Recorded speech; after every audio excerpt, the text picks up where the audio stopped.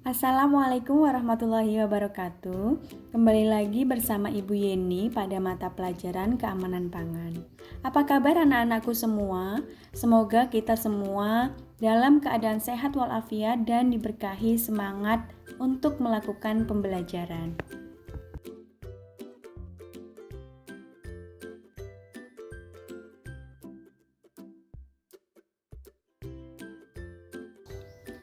Pada hari ini kita akan mempelajari materi sanitasi hygiene makanan. Sebelum memasuki materi pembelajaran, kita akan memahami kompetensi dasar dan tujuan pembelajaran.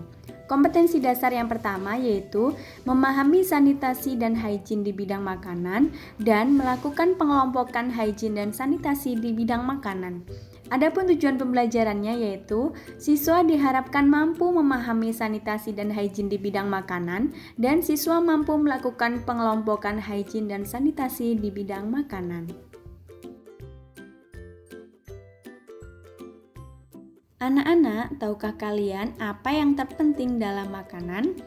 Apakah bentuk, cita rasa, penyajian, atau kebersihan? Nah, yang paling penting dalam makanan adalah kebersihan. Hal tersebut karena makanan berfungsi sebagai sumber nutrisi tubuh agar menjadi sehat dan dapat beraktivitas dengan baik. Karena itulah kebersihan merupakan suatu hal yang wajib pada makanan. Sekarang coba anak-anak perhatikan tempat makan yang pernah kalian kunjungi, baik itu di pedagang kaki lima, warung makan, ataupun restoran hotel. Pernahkah kalian perhatikan kebersihan makanan ataupun tempat makan tersebut? Nah, kebersihan makanan dan tempat makan merupakan syarat yang penting terciptanya makanan yang sehat. Hal ini dikenal dengan istilah sanitasi dan hygiene makanan. Sanitasi dan hygiene merupakan dua istilah yang saling berdekatan artinya.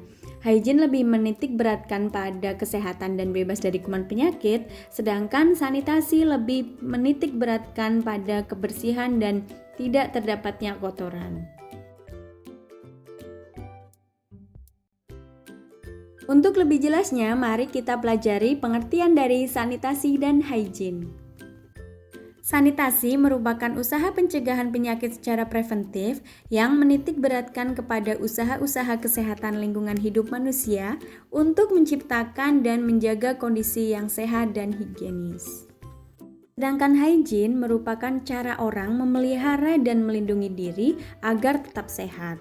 Hygiene ini lebih diarahkan pada ilmu, sedangkan penerapannya lebih mengarah pada sanitasi.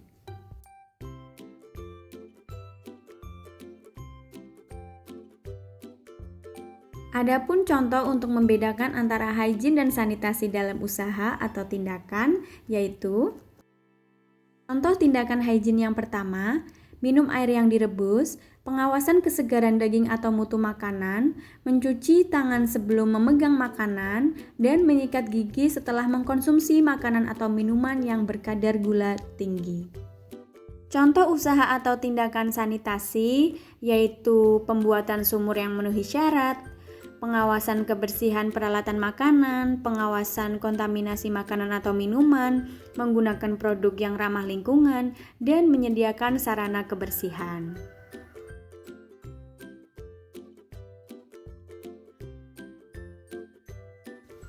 Adapun penerapan sanitasi dan hygiene pada makanan ada 3 hal. Yang pertama yaitu pada pengolahan makanan, penyajian makanan, dan penyimpanan bahan makanan. Faktor yang harus diperhatikan dalam pengolahan makanan, contohnya yaitu makanan yang disajikan harus sudah matang sesuai dengan derajat suhu tertentu, bebas dari perubahan fisik dan kimia, serta bebas dari mikroorganisme maupun parasit yang menimbulkan penyakit. Sedangkan penerapan sanitasi dan hygiene pada penyajian makanan, contohnya seperti penggunaan wadah yang layak, lalu menghindari pemakaian bahan yang berbahaya seperti staples, tusuk gigi, dan bunga plastik. Hal tersebut karena membahayakan apabila tertelan. Dan juga makanan yang tidak ditempatkan dalam wadah seperti kotak atau rantang harus dipisahkan setiap jenisnya agar tidak saling bercampur atau terkontaminasi. Untuk penerapan sanitasi dan hygiene pada penyimpanan bahan makanan, ada beberapa hal yang harus diperhatikan, di antaranya kebersihan dan kesehatan tempat penyimpanan harus benar-benar dijaga, dan penempatan bahan makanan harus terpisah dengan makanan yang sudah matang, serta bahan yang disimpan di tempat penyimpanan tidak boleh menempel pada dinding, lantai, dan langit-langit ruangan.